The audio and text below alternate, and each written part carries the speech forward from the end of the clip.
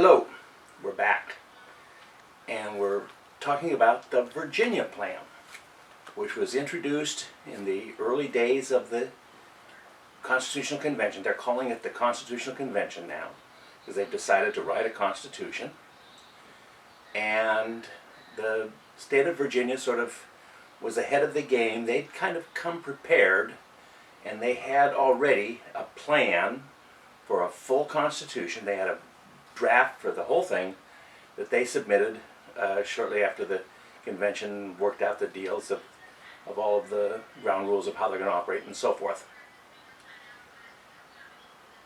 In this plan, of course, the main issue is Congress has to be able to tax. We're going to tackle that big problem. That's one of the big problems that the articles had. Congress could not tax. Madison's plan called for Congress to be able to tax. That's going to be the big thing. And that means, of course, as you know the four words, no taxation without representation.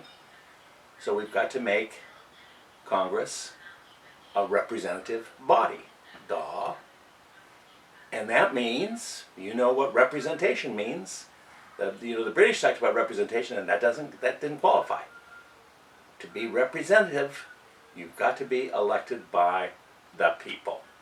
And I won't keep going over and over again what we know by the people, but you know that's a separate issue by itself. But you're on top of that one, I hope. All right, so Congress has to be elected by the people. And that's what Madison's plan, what the Virginia plan provided.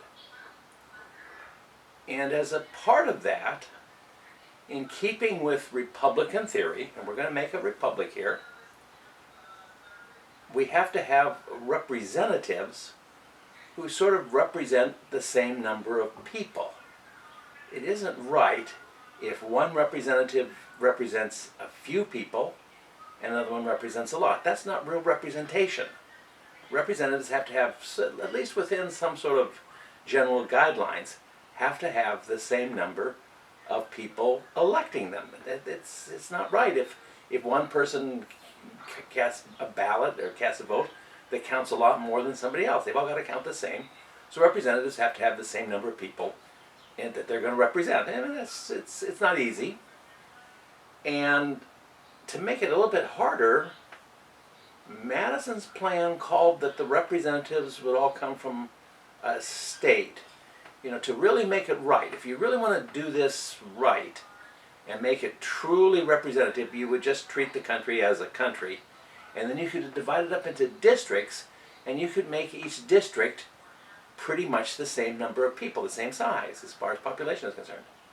It's harder if you're going to stick with states, because the states are not going to have nice, easy mathematical multiples of each other. So it's going to be kind of hard to work it out, but at least within the framework that you can do it and still have states, well, that's what Madison plan called for. So that you maybe the couple smaller states, some would have more than others, and each one would just have one representative, but you do the best you can. And so then that means that each state is going to have different numbers of representatives. Large states are going to have more. Small states will have fewer. It's simple math. And it's no coincidence that the largest state at that time was Virginia. What a surprise. And that means that Virginia is going to have the most representatives. Not a surprise. It's just the way it is. It's just math. You're going to have more people, you're going to have more representatives. The Virginia plan said that you would have a two-house legislature. Congress would consist of two houses, a lower house and an upper house. And that was something that Americans were familiar with. All of our state constitutions that we'd adopted during the war years, all of our state constitutions had two-house legislatures. And that was something that they'd had as colonies. They all had two-house legislatures with the assembly elected by the people, and then I called it the council, and the sections out of the way. And that was just a common thing. And that was what people knew because that's what England had, with the Parliament having the House of Commons and the House of Lords. So we're going to go back to a two-house legislature, a two-house Congress. And the lower house would be elected by the people. The upper house would be elected by the lower people. But the membership in both houses would be based on the population of the state, with more members, congressmen or whatever you call them, from the large states. And of course that is a response to one of the things that had really bugged Virginia about the Articles. I mean, they liked the Articles okay. They had always resented the fact that under the Articles in Congress, states voted by state. Each state had the same vote. And that made sense for the Articles because the Articles was an agreement among states. So the idea is that each state is equal. Each state, because there are 13 states that formed the Articles, and each state is entitled to the same vote in Congress. And that used to kind of bug Virginia sometimes, because there'd be a lot of votes where Virginia would come in, and here they've got this very large number of people. I don't have the numbers in my head, but they have this very large state, and they get one vote. And then there's all these little dinky states, these states that nobody's ever heard of. You don't even know what they are. I mean, who knows? What's Delaware? Is there such a state? Who ever heard of that? It's tiny. And I don't know how much smaller it was than Virginia or Rhode Island. I think was the smallest state. Those small states, they each had a fraction of the number of people of Virginia, but they had the same vote. And that just kind of rankled the people from Virginia. They always thought, that's not right, that's not fair. And Madison's plan is going to change that. And it's a part of the idea that we're not going to just be a group of states that is equal. This is a constitution for the people of a country. We're going to be a country. And in a country, you should have voting in the Congress by the number of people, because it's people that make the Congress, make a country. It's not states. This is not an agreement among the states. This is by the people. So the people count the same. And so each congressman should have the same number of people, at least as far as you can do the math, when you have to stay with the entire states. So that was the plan that was presented to Congress. And the large states liked it. They thought it's fair, because they'll get more votes. And of course, for the same reason, the small states don't like it. They like the idea that under the Articles, they had power in Congress. Because, you could get a couple of states, you get 4 or 5 states, as I say, I don't have the numbers in my head, but 4 or 5 states, between them, they don't have as many people as Virginia, yet they have 4 or 5 times as many states, as many votes in Congress. So they liked that idea, and they didn't want to give it up. So they got together, delegates from the small states got together. One of them, whose name was James Patterson, he was from Virginia, he was from New Jersey. He drafted an alternative plan, which he submitted as an alternative to the Virginia plan. And since he was from New Jersey, one of the small states, it's called, surprisingly, the New Jersey Plan. So there's a debate in the convention, basically between the delegates from the large states who favored the Virginia Plan and the delegates from the small states who favored the New Jersey Plan.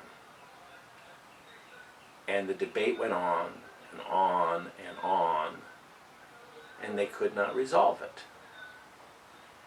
And I want you to understand that underneath this debate, and on the one hand it's a debate of who's going to have power in Congress. It's a power struggle. And the large states want the power that the Virginia plan will give them. The small states want the power that the New Jersey plan will give them. So it's a struggle for power in Congress. But underneath that debate is a more fundamental question, which I hope some of you picked up. I've sort of been alluding to it in passing. When we say the United States, Are we talking about a single country, a nation with representation based on people? Is it a single nation? Or is it a federation of states as it had been under the Articles? Is it a situation where it is 13 states that are coming together as states, and each state is equal because it's an argument, it's an agreement among states? And this is the fundamental question that I talked about in the previous lecture when I was talking about the current debate over who's going to be responsible for deciding policy with regard to the coronavirus. President Trump as the leader of the nation, or state governments as leaders of states. And the point is that what they decided at the Constitutional Convention was they didn't decide. That it's ambiguous. Eventually, the debate between the small states and the large states went on, and they couldn't resolve it because if you take the view that the United States is a single nation, then you've got to support the Virginia Plan. If you take the view that the United States is a federation of states, you've got to support the New Jersey Plan. And since they didn't agree on what the United States is, they couldn't agree on which plan to adopt. So that, I mean, they just, and the debate, one side says this and the other side says that. And if you accept the idea that we're a single nation, you have to vote for the Virginia Plan. If you accept the idea that we're a federation of states, you have to vote for the New Jersey Plan. And they didn't accept either one, so they couldn't decide. So there was a point there after weeks of debate, and people keep talking, and they're saying the same thing over and over again, and they get nowhere. And some of the delegates said, this isn't going to work. Let's go home. I mean, this is a waste of time here because we're not going to resolve this. And they couldn't resolve it because they didn't agree on what the basic question is. They don't agree on what they're doing. Are we creating a single nation, or are we creating a federation of states? Couldn't agree. Well, rather than just quit, and some people were ready to quit. Frankly, a couple of the delegates were really discouraged. They started saying to themselves, well, why am I here? I keep listening to this argument, and it goes back and forth and never gets anywhere. So they did what you do when you have a deadlock. You work out a compromise. And as it happened, Connecticut, the delegates from Connecticut, submitted a compromise plan. And this is sometimes called the Connecticut Compromise. That's a logical name for it. It is also called the Great Compromise because it was the key compromise that enabled the convention to start up again and get back on track. The Connecticut Compromise provided for what we know as Congress.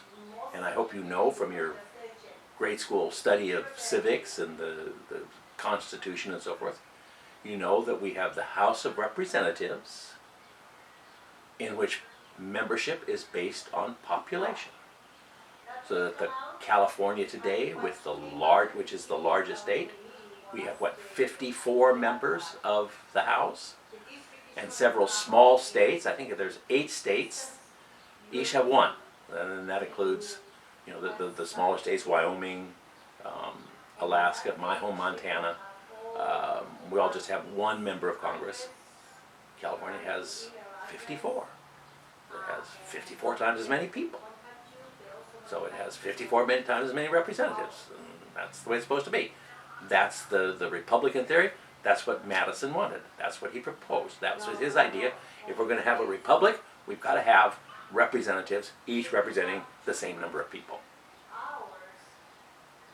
And then we have the Senate, in which each state has 2 senators.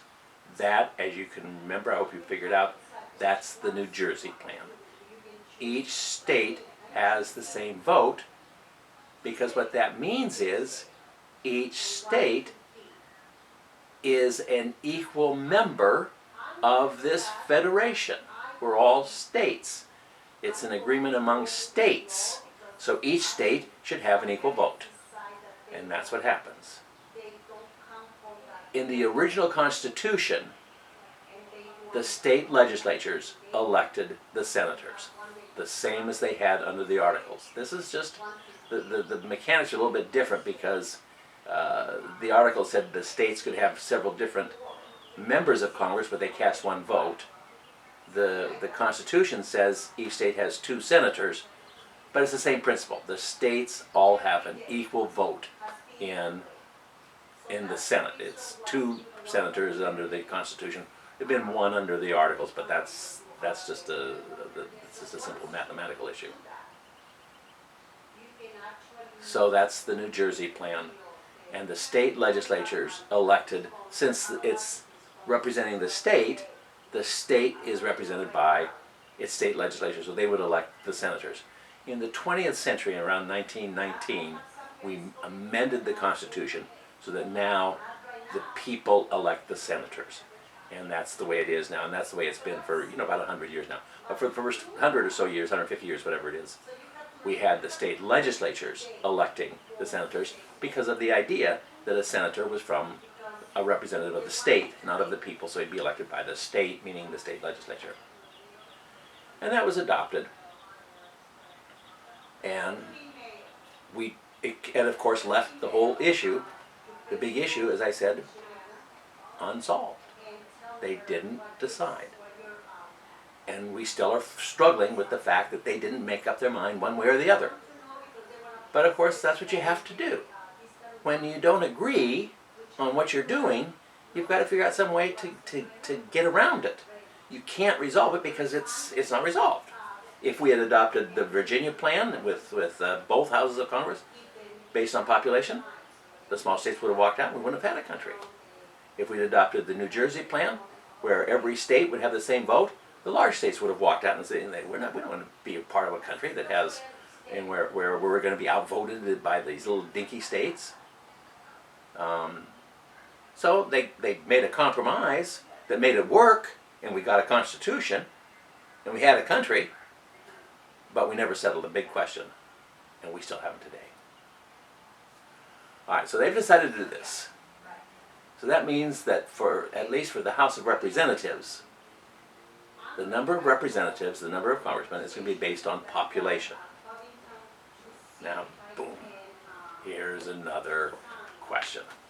Back at it. Back down into the depths. When we're talking about population, how do we define people? And specifically, how do we count slaves? There we are. Now we've got another big, huge problem on our hands. And as you can anticipate, southern states where there's a lot more slaves wanted to include slaves in the population so they'd have more members of the House. And northern states did not want to count slaves because then they would have more people. If you're only counting white people, if you're only counting free people, then they would have more, so they would have more representatives. So once again, we've got a struggle. This time it's not large state versus small state, it's southern state versus northern state, and it's a deadlock.